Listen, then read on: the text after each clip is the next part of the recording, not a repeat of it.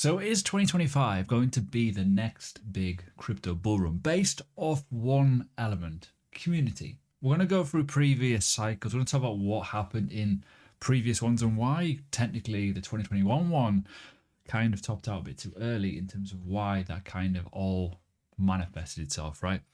I feel like, and I've said this before, we're going back to older sort of elements. And we're going to go to 2016, 2017 in terms of the ICO boom. We might be getting to that point where community matters more than utility, more than technology, more than the white paper that they promised. Even though, right, and this is amazing, some people I know hold stuff back in those days, even though it failed as a project. The community is still there. It's absolutely madness. So let's get into it. So talking about community, the first thing we need to mention is FTX are set to repay billions to customers after the bankruptcy. That's mental in itself, right?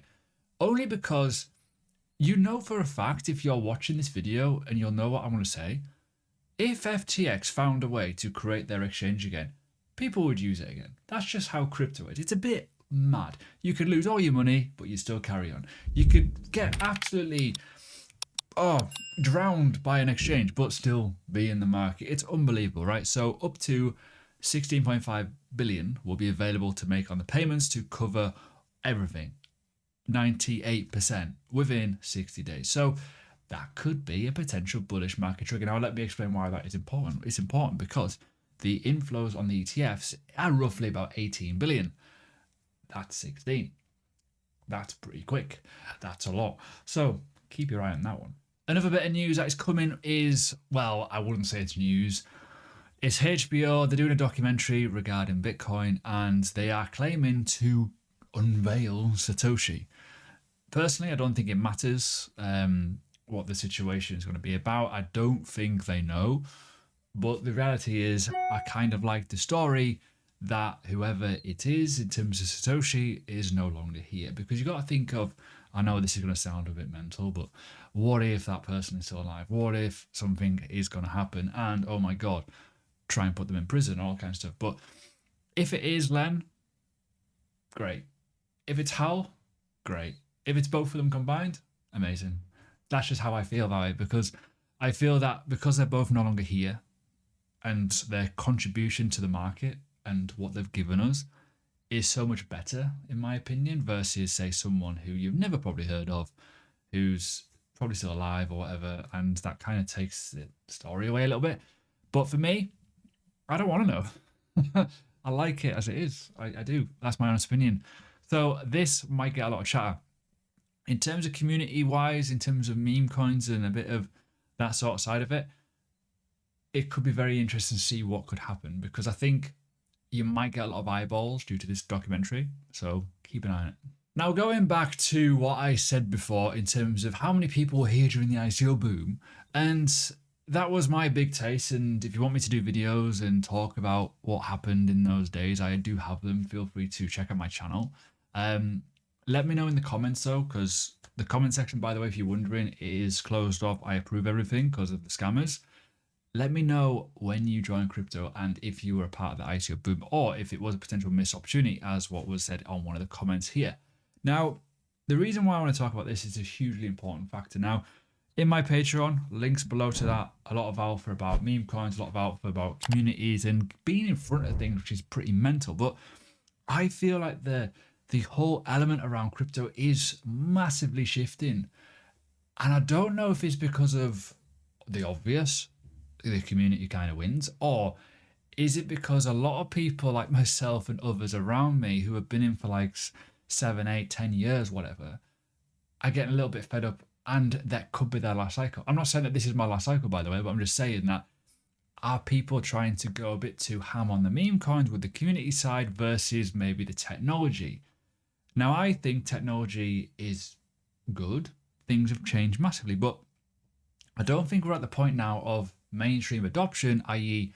mass institutions using, say, I don't know, Chainlink or Near Protocol in the next 6 months to a year, if that makes sense. Maybe in the next 10 years, that might be a very different story. So it's very, very interesting to know. But this tweet caught my eye. Actually, it was more Bob Lucas's tweet that caught my eye, because I have notifications on with him, sorry. But this is like, I'm not really interested in the top of it. I'm more interested in this bit. This is a bit that really got me thinking, right? Meme coins, the coins do technically nothing. The utility is very minimal, but the community and the attention element around it and supply and demand, it's like, oh, I want that. I've been talking a lot about runes recently with Bitcoin, and I'm going to come on to that massively in a bit, so don't bugger off. Honestly, there's people that watch this channel that will not have a clue what is happening on Bitcoin because they all think that the altcoin gains are in the technology altcoins when actually they could be in the meme coins or actually Bitcoin itself. So let's just go through this tweet a little bit just to kind of give it an idea. So obviously 2017, we knew this was a problem, right? It was great though. Like we all made some money at some point. Sometimes you lost as well. The communities were forged and people still to this day, yes, and I can see that myself. I still remember all the stuff that happened in that cycle. It was phenomenal. Like I could still tweet a lot about the coins. I probably will find people that still hold it. Brilliant. And then when we talked about before in terms of this video, I mentioned, well, things were a little bit different. And it was all due to technology and DeFi passive income. And obviously things kind of over leveraged, malfunctioned, and we all just ended very abruptly. Now, I think in this cycle, we're going to have a very similar run to the ICO boom where I think meme coins are going to dominate. Personally, I think community is going to dominate. And it all comes down to what Bob has said, the final cycle type behavior, where people want to get as much Bitcoin as possible, want to get as much money as possible, and maybe exit, literally maybe exit, and try and get as much Bitcoin so they're comfortable, so they can relax and chill. And I have that sort of feeling sometimes too, where I get quite sick of doing content, I get quite sick of doing certain things, and it is, as much as I have done very well and Bitcoin has given me freedom along with altcoins and stuff like that, it's great. But when I think about it, if we are going to enter a potential cycle before big regulation comes, the first ETF cycle as well, it may well stabilize a lot more. And meme coins may well become a mainstay, but the community is already established within them and they don't die off as much. And then there's less likely for them to do it elsewhere. Realistically, that could be a factor here. So we need to be very, very mindful of that. As I've alluded to it though, there is many ways to skin a cat, so to speak. There's many cats in here as well. Dogs, cats, pups, penguins, pandas, whatever, right? You got different chains. You got obviously Solana. You've got Ethereum. You've obviously got Bitcoin now, which I know like, just cast your eye here, right? Just read that. Just that's it. It's the fact that it's built within the Bitcoin's infrastructure is the thing that's going to be very, very important. And the market cap of all of them so far is that. Look at the volume, it's tiny. Yeah. I'm sick of telling you now. Anyways, this is kind of important. Now, this is obviously on the thumbnail. So the one that we're actually more looking into, we want to see a similar sort of run to essentially the blue line, right? The previous ones back in the day, very, very early. They're very, very hard to kind of navigate. They weren't really established, right? Not to mention had the whole Mt. Gox element as well within that. With you looking at the green one, for example, which is the previous cycle, we over leveraged pretty aggressively with a lot of the technology and things collapsed. Whereas in the second prior cycle, the 2015-2018, the ICO boom was a lot more sustained. But when you look realistically at the black line and the blue line, they're very kind of alike in a way where they've grown a decent chunk. If you go here, look, it's not too bad at all. They're all kind of marrying up pretty nicely. Obviously, the big boom comes not too long. So it'll be very interesting to see what happens. But what was very interesting in the prior cycle was the fact that it was a much quicker growth on the green and then obviously tailed off quickly. But this really went. And when we talk about the community and the need to get in the space, when we talk about the start of this year, for example, when things went a bit mental, what happened, boys and girls? Well, a lot of the meme coins really ran very, very hard. It was a lot of meme coin sort of action that got people in, and that created a lot of that awareness. Coinbase ranking changing, social media posts growing, then the AI element around it. And it became very much graphic. And obviously, look what happened in the previous cycle with NFTs. NFTs blew up and then died off very quickly as well. So it's very, very important to note. And in my opinion, we are replicating both of these cycles very much to a T at the minute. The trigger point is, where do we go with the hype? And I think for me, if the hype is sustained, we're going to start seeing potentially, instead of the technology taking over, community vibes continuing, which is good because realistically, when you get VCs and key opinion leaders and all that kind of stuff involved in it, that's where the problem lies. When you get like a, no pre-mine, fully fair law and people are jumping into it, people enjoy that more. I think we all do. So going back to what I said before, the first cycle with the ETF, this could also mean sustained runs for Bitcoin with interest in the retail side of it going into institutional investment. Basically, people wanting to use institutions to invest in Bitcoin because of the skill side of it, right? If people think that Bitcoin is going to keep going up, they will keep investing in it. This is why we talk about that last cycle narrative, and to grow your Bitcoin or to grow your USD to buy more Bitcoin could be all done via degenerate gambling with a meme coin, with a strong community, which is pretty mad in itself, right? So as I said, you may well find a lot more people looking at it in terms of the long term because stability kind of matters, because often you find with a really solid community asset, they survive. Look at the top 50. We'll go back to it in a bit, but you'll look at the top 50 and you'll look and see how many are just community-led coins. It's pretty mad. But as I've been talking about on a lot of my videos, the future of DeFi is Bitcoin and developers can't afford to miss it. This is an opinion, but it's also on a crypto news website now. And when we talk about the undervalued element of it, right, in my opinion, and a couple of people on my Discord have been saying this as well on Patreon, even on Learning Crypto, people have been talking about it. A lot of people in the whale community of Bitcoin didn't really bother by moving over to Ethereum, because if you don't know this, a lot of people who invest in Bitcoin hate Ethereum and people who invest in Ethereum hate Bitcoin, right? It's just the way it is. And now we're looking at a point where Bitcoin can be built on. I know, we're getting to that. We are literally getting to that point which allows things to happen. So when you think about Bitcoin whales playing a game, they could be utilizing the Bitcoin ecosystem without having to leave the ecosystem at all and manage their money better with DeFi services, with the likes of Runes, with ordinals, maybe. Ordinals are a bit of a sticky point, realistically. And when we look at this, and this is an opinion, Runes is making Bitcoin fun and accessible again. And this is where we could be getting a big boom. If you are in Bitcoin and you are looking into Runes and you've got a couple of ordinals, or have you been into the BRC20s, you may well find that over the next 6 to 12 months, you may get some big returns, because that is where I think at the minute people are turning their attention to. The fact that this article is here is huge. The fact that Opcat, which I mentioned on one of my previous videos, as again, subscribe so you don't miss out, there potentially could be a protocol being turned on which will allow smart contracts to be built on Bitcoin. What? Yeah, I know. So when we talk about, like, as you see here, MicroStrategy failure to express confidence in Bitcoin's long-term value, if you're going to add runes to the element, if you're going to add ordinals to the element, I'm not really the big fan of ordinals or NFTs, but realistically, if it adds value to the network, sweet. Then you've got altcoins like Stacks, which is the biggest layer 2, which could bring a lot of developers around and scale Bitcoin more effectively. You got to think, well, what's going to happen? Well, if people want to get the best network and build on the best and the loyalist community, which is Bitcoin, probably by far, they're going to do it using runes. And already I've talked about how that could be mental, and already highlighted, as I said, make Bitcoin fun and accessible again.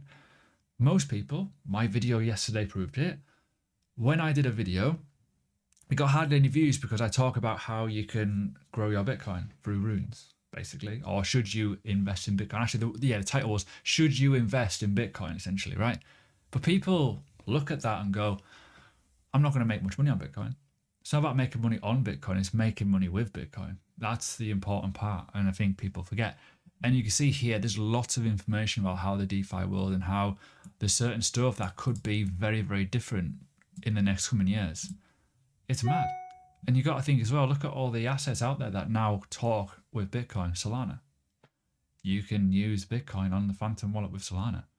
ICP, Chain Fusion, Bitcoin. Stacks is going to have their own Bitcoin one-to-one. It's mad. But as always, what are we seeing? Well, we're starting to see a couple of Bitcoin and cryptocurrency traders with bigger accounts now talking. I think we could see BTC memes into tens of billions. And yes, I mean, the whole entire Rune ecosystem's just over $1 billion. If you're wondering as well, I know this is totally random, but I have like a random load of Bitcoin on my phone now.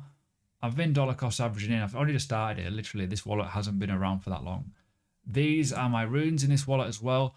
I'm already up about 56% in a matter of 12 days since starting this little challenge essentially. And you can see here, like, there's not much. There you go. 19 days was my first ever buy, which was $1 billion cat. So I'm up quite a bit already, and it's hardly even moved. And I'm going to dollar cost average into it every month, a little bit of Bitcoin, some runes, manage the stack and go from there. If I can do it, you can all do it. So in terms of the crypto market, we've got to look at a few things. And obviously, yes, we could talk about Bitcoin being somewhat, for some people, expensive at $62,000. But if we are going to go into a sustained run with community taking over, and a lot of it is on Bitcoin because of the developments and the changes and all that kind of stuff with the runes and, the accessibility to Bitcoin, which basically means that if people are going to buy runes at Satoshi level using the likes of Magic Eden, they're going to convert into Bitcoin, which would therefore lead to the Bitcoin dominance increasing. Therefore, more and more people are getting Bitcoin, which will drive the price higher and higher and higher. Yeah, that could be a factor. That's one big element. Now, I've talked about this many a time. The total 3/BTC, most of this, and we'll go to CoinMarketCap in a minute, is factoring in the obvious. These are the 125 top assets without Bitcoin and Ethereum. Most altcoins are technology. Most of them are little side facets to whatever technology they want to be. Most of them have massively underperformed. This is why I sold my poker. This is why I've been changing my portfolio. This is why I'm more heavy in stacks, near protocol, and I've also got ICP just because of the sidechain situation with Bitcoin, and it can use on other networks. I don't think Polkadot and a couple of others are there yet. Nowhere near. Maybe in 10 years' time, very different story.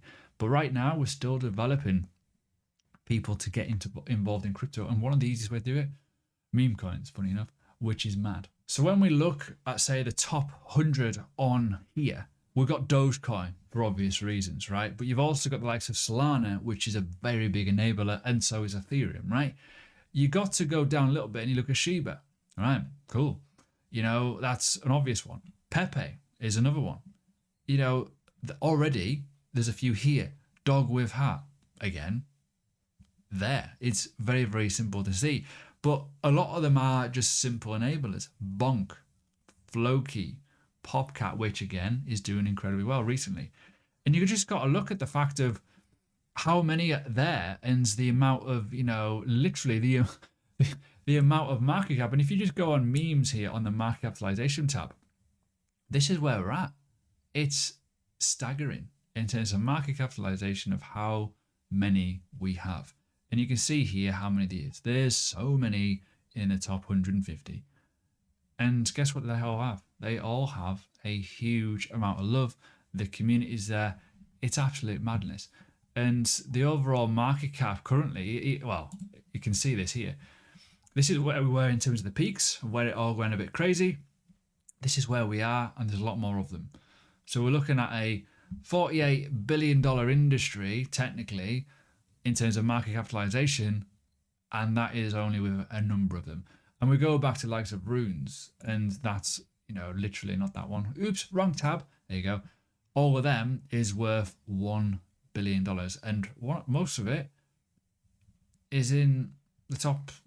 Well, there's a couple at the top here. There you go. Bear with me. There you go. There's two at the top there, the obvious ones, but there's quite a lot here.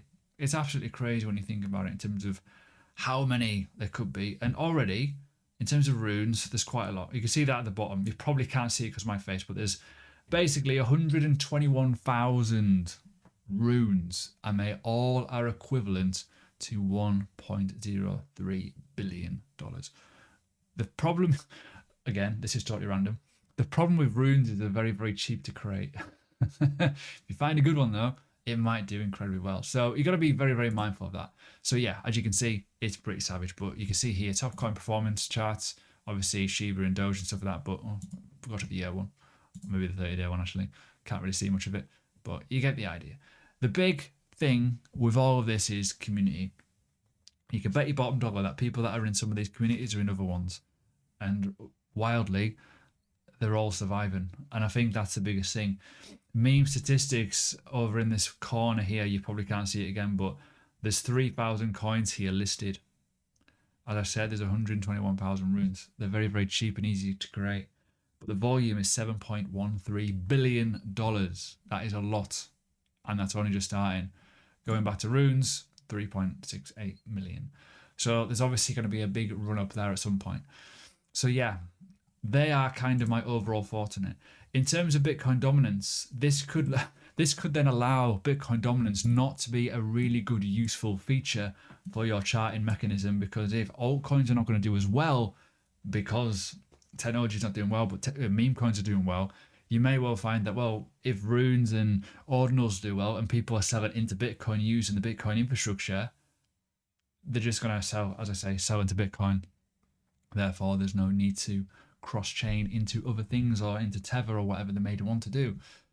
So yeah, that's my overall thoughts on it. My opinion is I think we are going to see something of similar ilk. It just depends on a number of factors, as I say. If we are going to go down the technology route, I do feel that we may well struggle with a lot of things, you know, especially when we're looking at that cycle there. When we talk about, obviously, if I remove some of the stuff here, bear with me. If we just remove those, that is kind of what we're looking at. If we're going to follow either one of them and end up in the middle, I'll be very happy. The big problem is, as I say, technology is a huge factor. If people start developing stuff and they break, it's going to lose capital. If people are building the community and it gets stronger with supply and demand and they're fair launches, they'll probably carry on and probably survive too.